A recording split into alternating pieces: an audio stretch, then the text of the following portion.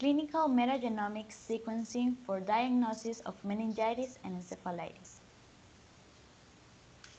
Meningitis and encephalitis are inflammatory diseases of the membranes that surround the brain and spinal cord and are caused by bacterial or viral infections.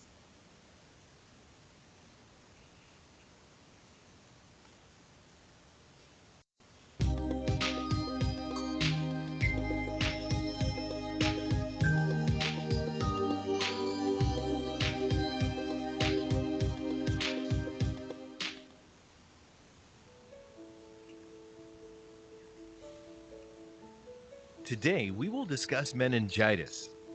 Let's see what it is. Meningitis occurs globally, but is worse in some places than others. This disease is very serious and can kill. However, it can be treated so that people do not die. Meningitis is inflammation of the meninges, which are the covering of the brain and the spinal cord. It is most often caused by bacterial, viral, and fungal infection. This disease is common in children, and it may begin as complication of other diseases such as measles, mumps, malaria, or even as an ear infection.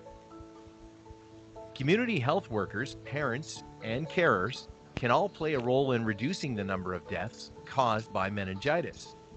It is important to look for any of the following signs, particularly in infants and children, but remember that meningitis can also affect adults.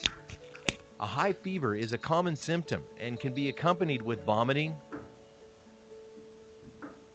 severe headache,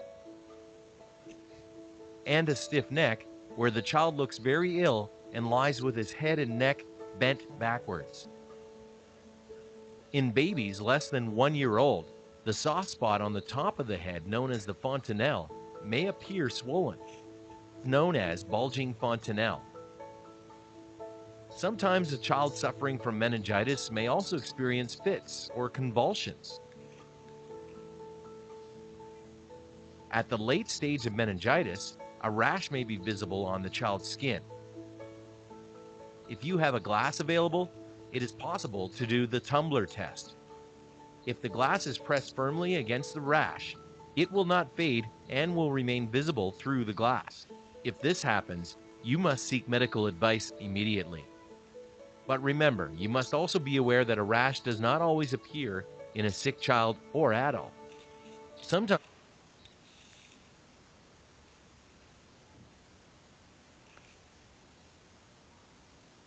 Applications in medicine. Metagenomic next-generation sequencing of cerebrospinal fluid has the potential to identify a broad range of pathogens in a single test. In a one-year, multi-center prospective study, researchers investigated the usefulness of metagenomic NGS of CSF for the diagnosis of infectious meningitis and encephalitis in hospitalized patients.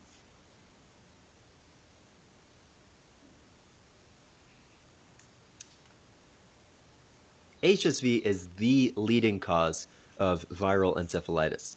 In the post-neonatal period, it's almost always HSV1 rather than HSV2, which more commonly causes meningitis.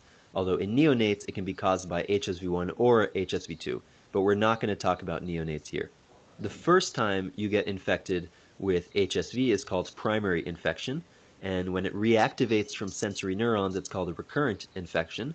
And it turns out that encephalitis can happen in either case, although you don't need to have had symptomatic mucocutaneous disease in order to get HSV encephalitis. How does HSV get into the CNS? Well, this is interesting. You might remember HSV gets to the sensory ganglia by transporting retrograde from the skin, and then recurrent infection happens when it transports anterograde back to the skin. Well, the way it gets to the brain is to transport in the other direction to the CNS, and usually this occurs along the olfactory or trigeminal nerves. Note, again, we're talking about adults here. When HSV gets to the brain, it causes meningoencephalitis or encephalitis. And the encephalitis causes hemorrhagic necrosis. Because of the hemorrhage, it's common to see red blood cells in addition to the white blood cells on lumbar puncture. And to diagnose it, you do PCR on the CSF for HSV1 and 2, and this has excellent sensitivity and specificity. How does it present? Well, usually people with HSV encephalitis present pretty acutely within a week of developing symptoms, and the symptoms are going to be fever and headache, and because it's encephalitis, focal neurological signs and symptoms. Now, what distinguishes HSV encephalitis from other causes? There are a few key things. So first of all, generally it's severe, more severe than many other forms of viral encephalitis. HSV is unlikely.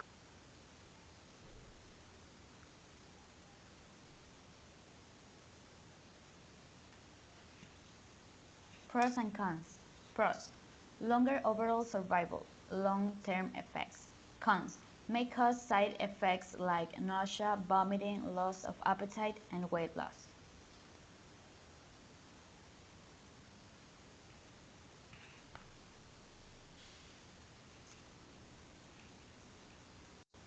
Meningitis is an illness that can be very scary. It's an infection that can make people very, very sick.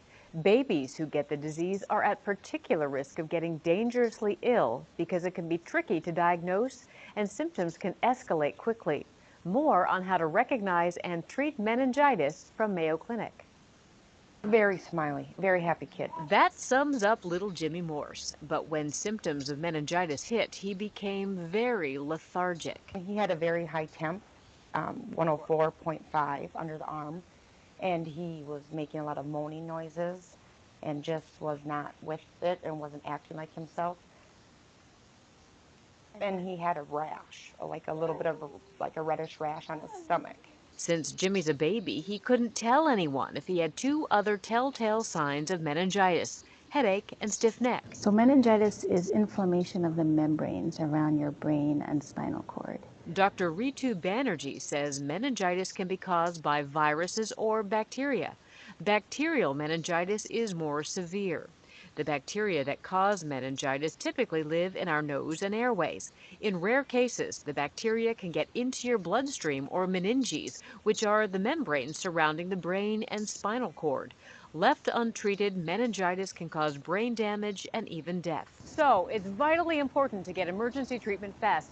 Jimmy did. His parents took him to the emergency room where doctors diagnosed him with bacterial meningitis. He was admitted to the hospital and stayed for 7 days as he received IV antibiotics. When Jimmy got home, he continued oral antibiotics for 5 days. Jimmy was very lucky. He recovered from a very severe case of meningitis. I think it was even more scary when the doctors started telling us that he must be destined to do something in this world because most kids don't make it through. Back to his happy self after battling bacterial meningitis. Dr. Banerjee says the best way to protect against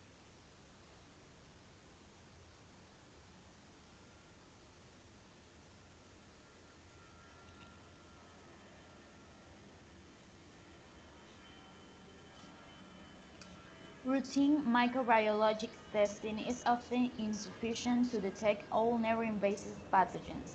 In this study, metagenomic NGS of CSF obtained from patients with meningitis or encephalitis improved diagnosis of neurologic infections and provide actionable information in some cases.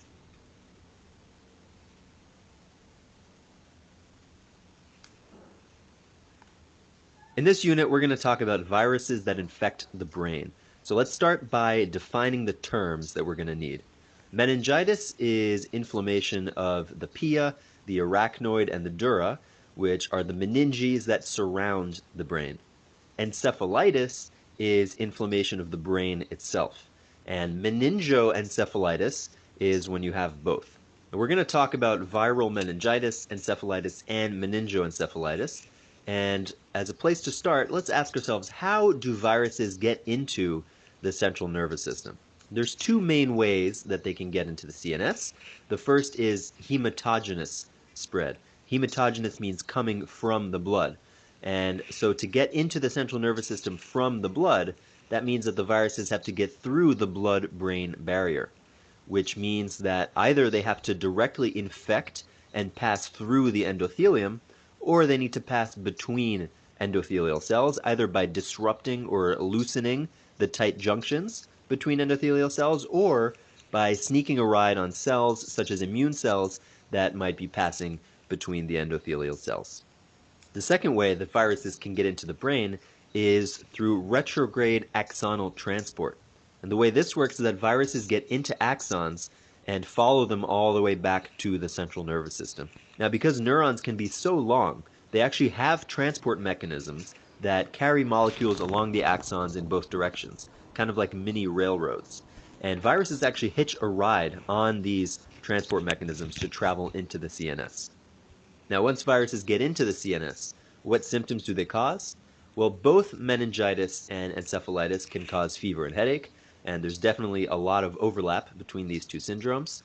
But viral meningitis may or may not cause meningeal signs like neck stiffness and photophobia, whereas in encephalitis, there should be some kind of brain dysfunction, maybe altered consciousness, confusion, bizarre behavior, seizures, weakness. There are a lot of possible manifestations. So if someone presents with these symptoms of either meningitis or encephalitis or both, of course it might not be viral. But if it is viral, how would you confirm the diagnosis? First, you might do a lumbar puncture, or LP. Now, what do you do with this LP? Well, first you look at the standard CSF parameters, which are cell count, glucose, and protein. With a viral infection, the white cell count is usually high, although usually not higher than 1,000 white blood cells per microliter, whereas with bacterial meningitis, it's usually higher than that. And the white cells you see are usually lymphocytes, whereas in bacterial meningitis, normally you see neutrophils. The glucose with a viral infection should be normal, whereas it's usually low with bacteria, and the protein can be either normal or moderately elevated, whereas it would be elevated in a bacterial infection. Now, the second thing you can do with the CSF is to actually test for specific viruses. And the mainstay is to use PCR to look for viral genomes. Occasionally, you might use serology to look for antibodies against a specific virus, and rarely you'll do a viral culture to see if you can actually grow a certain virus. So that's what you do with an LP. Now, what else can you do to diagnose a viral infection? Well, imaging of the brain can also help, and that includes MRI with contrast, which is usually preferable to CT, and EEG, which measures electrical activity of the brain.